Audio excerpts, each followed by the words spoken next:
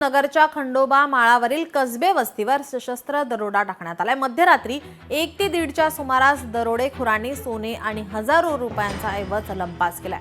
दरोडेखोरांच्या हल्ल्यात 3 जण गंभीर जखमी झालेत, ज्यांना त्वरित खासगी रुग्णालयामध्ये दाखल करण्यात आलंय। सध्या या परिसरातील शेतकऱ्यांमध्ये आणि महिलांमध्ये भीतीचं वातावरण आहे, तर दरोडेखोरांचा तत्काळ तपास लावून संरक्षणाची मागणी आता कुटुंबियांनी केलेली आहे। मशीन चालू होतं, मशीन बंद झाल्याच्या नंतर अर्ध्या तासानंतर आम्ही झोपायला गेलो। त्याच्यानंतर 1-1:30च्या सुमारास ही घटना घडली। 5 ते 6 जण आले होते, तर 4 जण आतमध्ये आले होते आणि 2 जण बाहेरच उभे होते। त्याच्यानंतर मारहाण केली सासू सासऱ्याला आणि नवऱ्याला। मुलांना चाकू दाखवून धमकी दिली। या घटनेचा लवकरात लवकर निर्णय लागावा अशी विनंती करते। लोकशाही मराठी ऐका, पहा, जागरूक रहा।